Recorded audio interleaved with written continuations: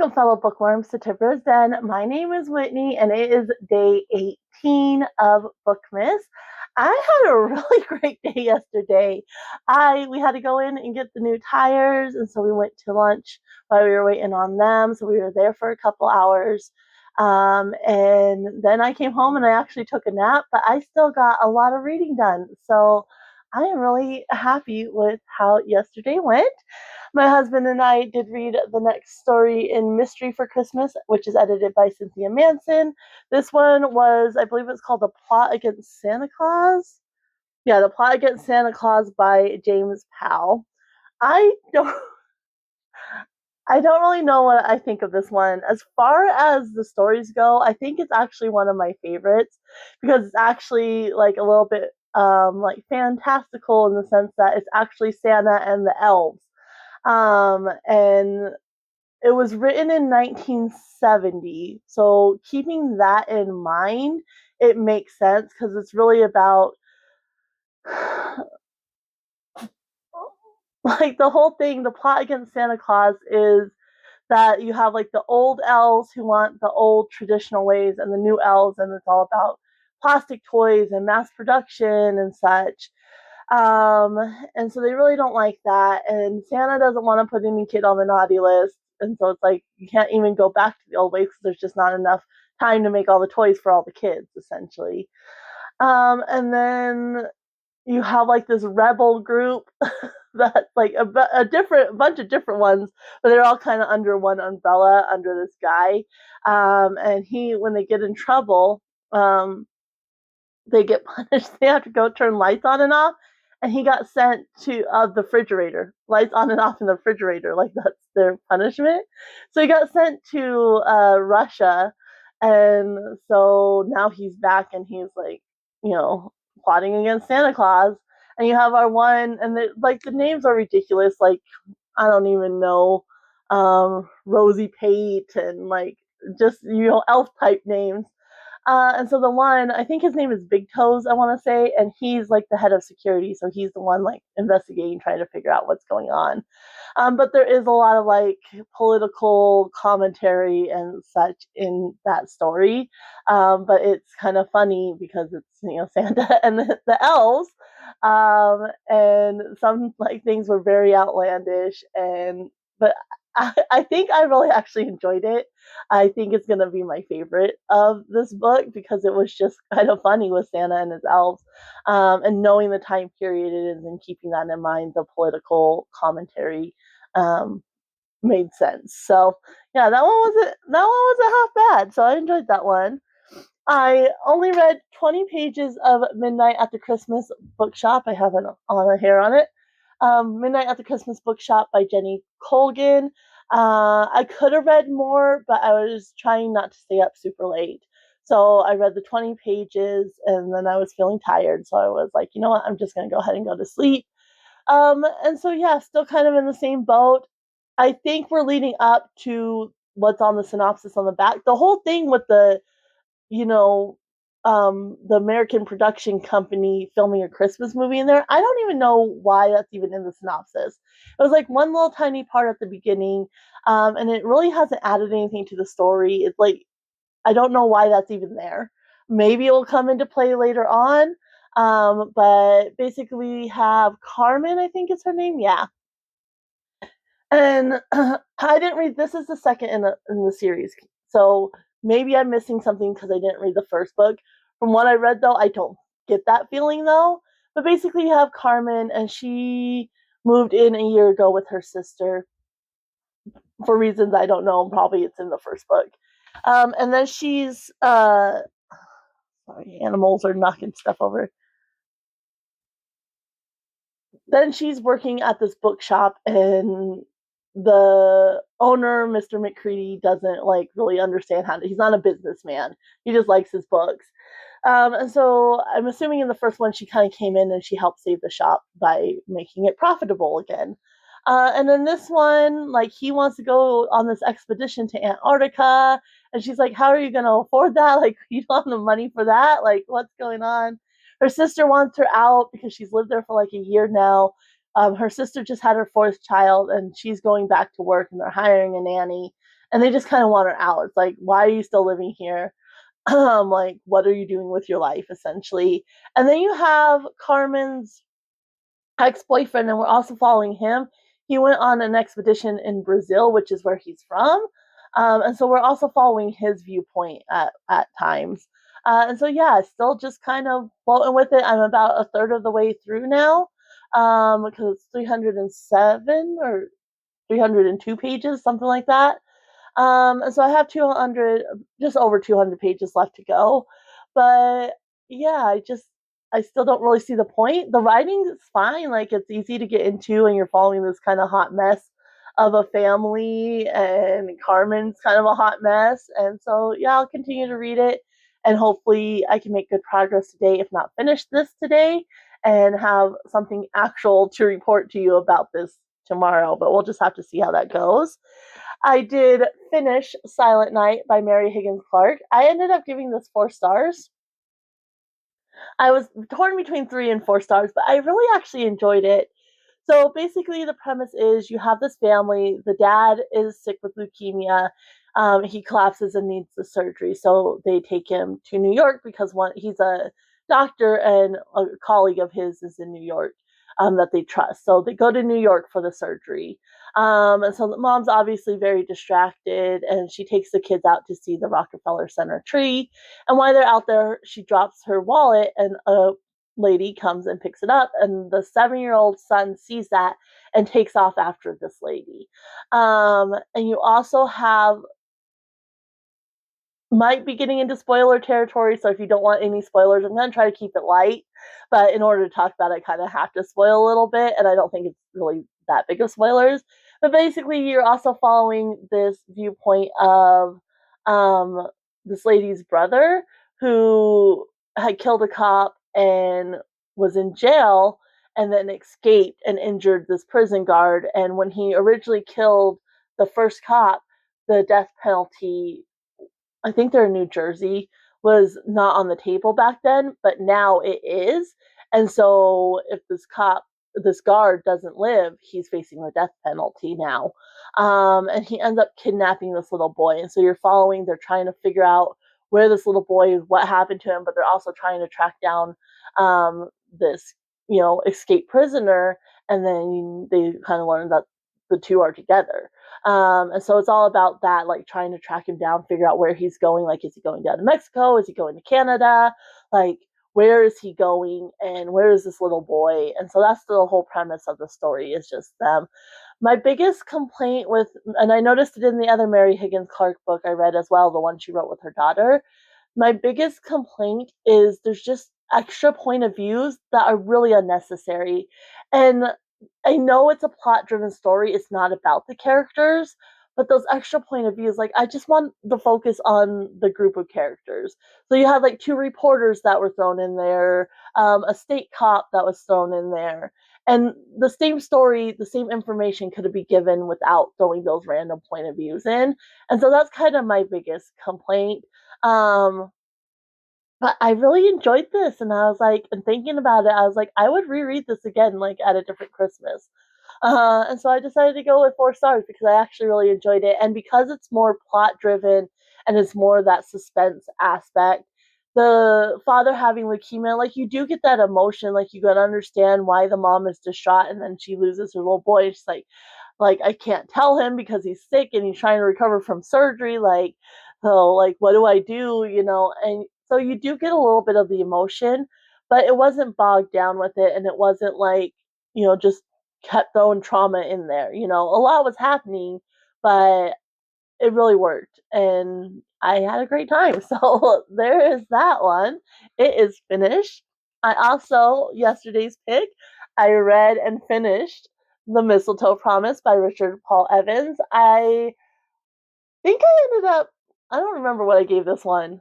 So I, again, was torn between 4 or 5 stars. I think I ended up going with 5 stars, just, or no, did I go with 4 stars? I think I might have gone with 4 stars. I don't know. When I do my wrap up, you'll know my star ratings on all these. But I really loved this one. I was like surprised by how much I enjoyed this. So basically, you're following Elise, and she works in this building, and different floors obviously have different offices, and they have a food court. So she goes to this food court every day for lunch, and there's this lawyer named Nicholas. And so one day he approaches her and was like, "Hey, like, I don't want to spend the holidays alone. Would you be willing to, basically fake date me, and just join me, for holiday parties and holiday outings, and we'll do like holiday activities and such." And so she's like, at first, like, okay, like, weirdo. And then she decides, you know what, why not? And again, I'm going to kind of get into spoilers, um, but I'm not going to like spoil it. But basically, Elise had something happen in her past. And so her ex husband ended up cheating on her with her best friend and divorced her while she was in the hospital getting her appendix removed. So you kind of have that, and that's on the synopsis that her husband cheated on her with her best friend and such. But something else had happened, and there's a key word, and I had a feeling based on that key word that's what happened. And so I found this really interesting because you kind of have that moral question of when somebody does something really horrible, but they're not necessarily a horrible person, like, what does forgiveness look like? And do they deserve to live a full life and a happy life after what they did that was so horrible? Um, and so, my gut instinct is like, no, what a horrible person, because it is really bad. And I think I'm actually going to tell you, and it is trigger warnings, so keep that in mind. But basically, she had a daughter who ended up dying because she left her in a hot car. And so your gut instinct is like, what a horrible person. And I really liked how the author like brought that in. Um, and you kind of have that question, like, does she deserve forgiveness and to live her life when she's the cause of her daughter's death? And she didn't do it like on purpose or maliciously, and you can kind of understand based on how things were set up how she could forget, like, kind of, like, not, I still don't understand how anybody could forget a kid, um but based on how it's set up, you could kind of. And so, yeah, so you have that big event from her past, and she doesn't feel worthy. And so she's kind of let herself go. She doesn't really take care of herself. She just does her job and then goes home. Like, there's no joy in her life. And so he comes in and, starts taking her to places like for holiday activities and such. And then you learn, like, one, there's a twist with him. He has a secret as well. Um, and that's kind of where the author lost me and kind of what dropped it down for me, because a situation in his past, I think it was just too much. If he had just left it as he did have that secret and it was in connection to Elise, that would have been fine. But the situation with his past, it was, again, it felt trauma for trauma's sake, just to add to the impact of the story. When, for me, when there's too much trauma, it actually lessens the impact. Um, and I see what the author was trying to do, because it was like, I can understand you, and so they have that connection because he can understand, her situation. But I think it would have worked better for me if he just understood and had compassion without that horrible event in his own life. And so, yeah, but I really loved it, and I was like pleasantly surprised by like the little romance element there. Like, nothing really happens, some kissing, so it is clean. But they're fake dating and they're going on these dates, and he's buying her these gifts, and I just had a really great time with this. I really loved it, but I do think I ended up giving it 4 stars because of that, just trauma for trauma's sake, which just gets under my skin. But I love this. I really did. So there is that. I was telling my husband, because I've never read Richard Paul Evans before this month, and now I've read 3 of his books. But I have a whole stack because I found it at the thrift store and they just caught my eye, and so I picked them up. And I'm like, I'm so glad I did, because I've enjoyed every single one of the books so far. So, like I said, I really glad I picked him up. And so, yeah, that's the update from yesterday. So we're a book behind, but it is started and about a third of the way through. So we're only 1 book behind now, which is fantastic. Tonight, my husband and I will read the next section in Christmas Eve Love Story by Ginny Baird. This section, I already opened it. I've been opening in the morning, so when my husband gets home, it's ready to go. So let's see here. This doesn't look too long, which hopefully...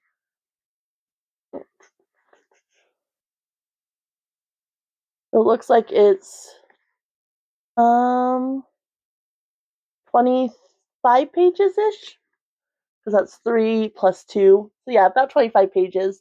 And so yeah, I'm looking forward to getting back into this. I'm sure she's gonna, again, harp on the Groundhog Day aspect of it, but I've been enjoying this and I'm looking forward to seeing how it continues to progress from here. So there is that one that we'll be reading, and of course we got today's choice. I have no clue what this is. It's a paperback, but it's smaller. It's like not a normal size paperback. So I don't know what it is, but because it's smaller, I'm assuming it's going to be a fast read, which would be perfect because that means hopefully today will be the day I actually get caught up.